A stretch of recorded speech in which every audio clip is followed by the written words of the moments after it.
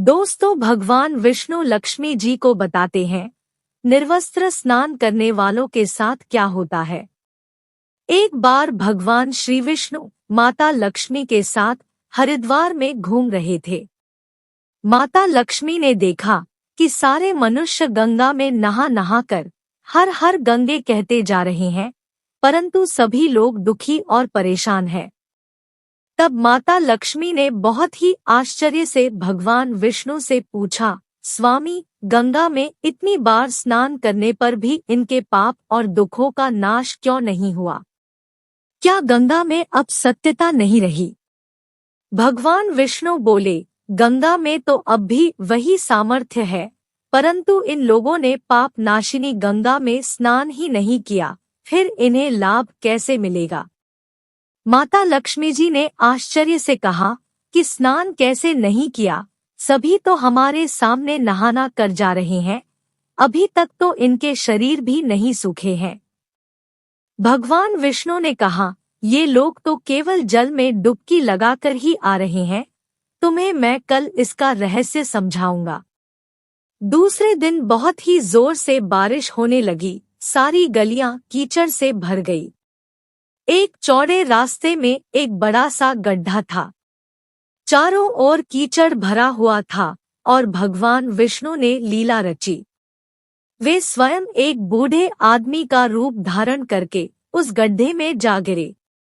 लक्ष्मी जी को उन्होंने समझाकर पास में बैठा दिया कि देखो, तुम लोगों को सुना सुनाकर यूं पुकारती रहो कि मेरे बूढ़े पति अचानक गड्ढे में गिर पड़े हैं, कोई पुण्य आत्मा इनको बाहर निकालकर इनके प्राण बचाए और हम असहाय दंपत्ति की सहायता करें।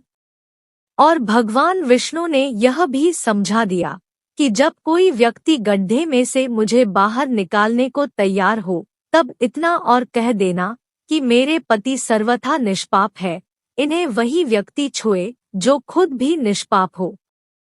यदि आप निष्पाप है तो ही उन्हें हाथ लगाए, नहीं तो उन्हें हाथ लगाते ही आप स्वयं भस्म हो जाएंगे। लक्ष्मी जी तथास्तु कहकर गड्ढे के किनारे बैठ गई और आने जाने वालों को सुना सुनाकर भगवान विष्णु की सिखाई हुई बात कहने लगी। गंगा में नहा नहाकर लोगों के झुंड आ रहे हैं और सुंदर युवती को यूं बैठी देखकर कुछ लोगों के मन में पाप आया और कुछ लोगों को धर्म का भय हुआ और कुछ लोग कानून से डरे और कुछ लोगों ने तो लक्ष्मी जी को यह भी कह दिया कि मरने दे इस बूढ़े को, क्यों इसके लिए रोती है। और कुछ दयालु और चरित्रवान पुरुषों ने उस युवती के पति को बाहर निकालना चाहा, परंतु लक्ष्मी जी के वचन सुनकर वे भी रुक गए। उन्होंने सोचा कि हम गंगा में नहाकर आए हैं तो क्या हुआ, पापी तो है ही, कहीं हम सहायता करते समय भस्म न हो जाए। उनके पास कई व्यक्ति आए, परंतु किसी का साहस नहीं हुआ। सैकड़ों आए और सैकड़ों ने पूछा और चले गए। संध्या का समय हो चला, तब भगवान विष्णु ने माता लक्ष्मी से कहा, देखा, आया कोई सच्चे मन से गंगा में नहाने वाला। थोड़ी देर बाद एक नौजवान युवक हाथ में एक लोटा लिए हुए हर हर गंगे कहता हुआ आया। लक्ष्मी जी ने उससे भी वही बात कही। युवक का हृदय करुणा से भर आया और उसने भगवान विष्णु को बाहर निकालने की तैयारी की।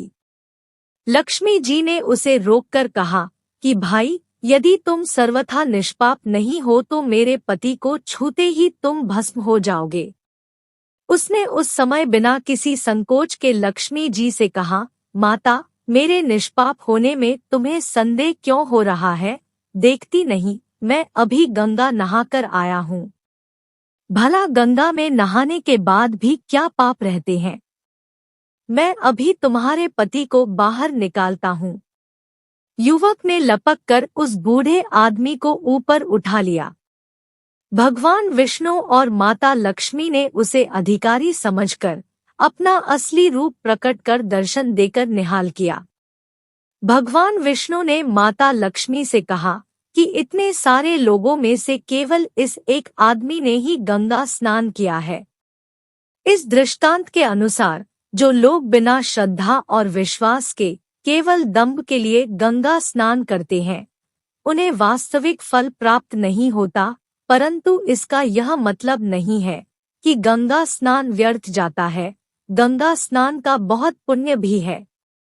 इसके बाद भगवान विष्णु ने माता लक्ष्मी से कहा, अब मैं आपको वह 12 बातें बताता हूँ। जो भी मनुष्य इन 12 बातों को नहाते समय ध्यान रखता है, वह कभी भी दुखी नहीं रहता है। उसके घर में लक्ष्मी का वास होता है, उसके घर में अपार संपत्ति आती है, घर में कभी भी लड़ाई झगड़ा नहीं होता है, उसका पूरा घर परिवार हंसी खुशी जीवन व्यतीत करता है। तब माता लक्ष्मी ने कहा, हे स्वामी, आप हमें यह 12 बातें बताइए। इसके बाद भगवान विष्णु उन बातों को बताना शुरू कर देते हैं और माता लक्ष्मी ध्यान से सुनने लगती है।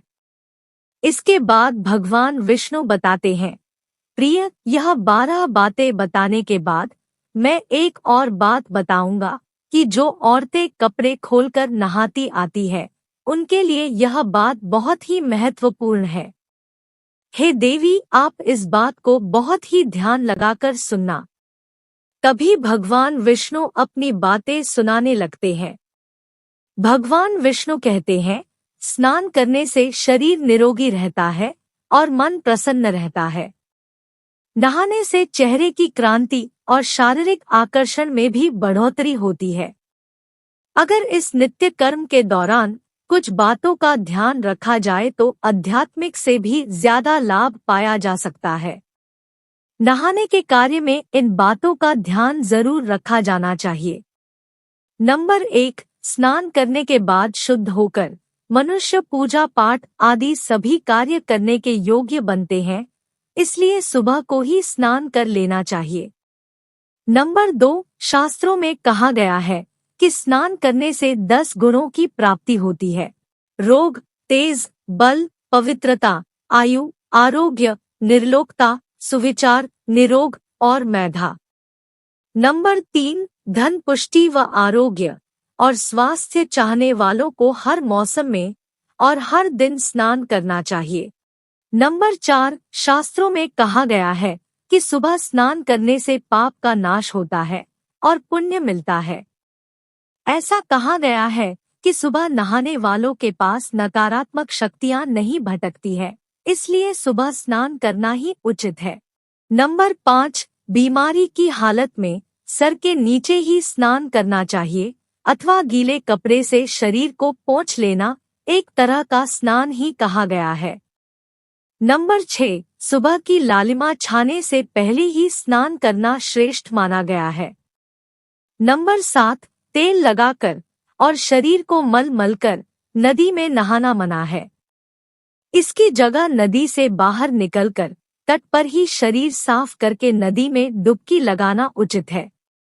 नंबर 8, जिन घाटों पर कपड़े धोए जाते हैं, वहां का जल अपवित्र माना गया है, इसलिए वहां से कुछ दूर हटकर ही नहाना चाहिए।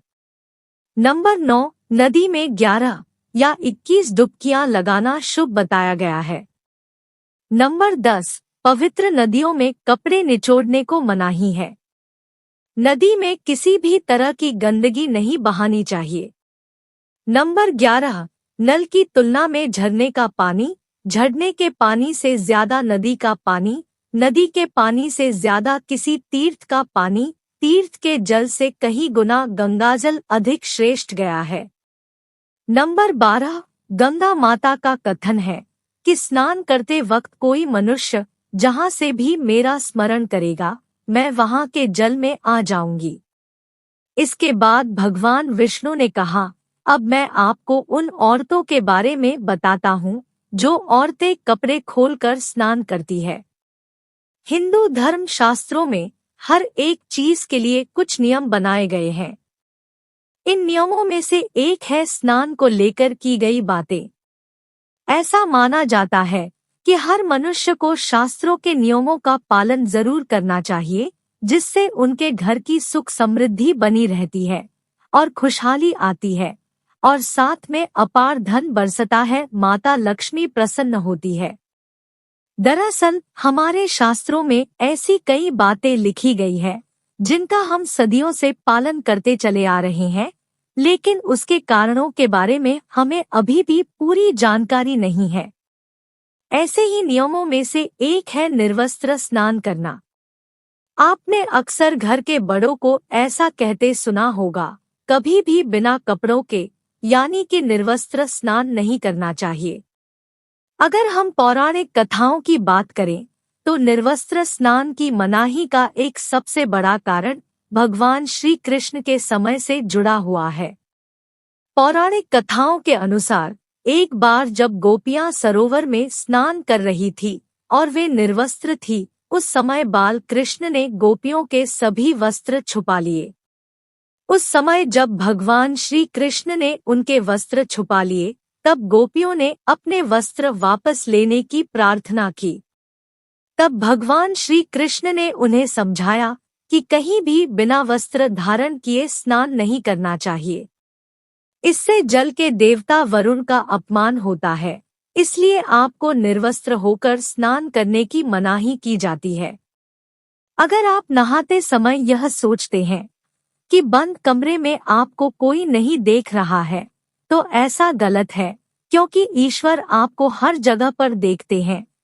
और यदि आप निर्वस्त्र होकर स्नान कर रहे हैं, तो यह मुख्य रूप से जल के देवता वरुण का अपमान करने जैसा होता है। निर्वस्त्र स्नान से आपको पाप लगता है और आर्थिक एवं शारीरिक नुकसान पहुंच सकता है। यदि आप निर्वस्त्र स्नान करते हैं तो आपके शरीर पर नकारात्मक ऊर्जा प्रवेश करती है और आपकी मानसिकता भी नकारात्मक हो सकती है।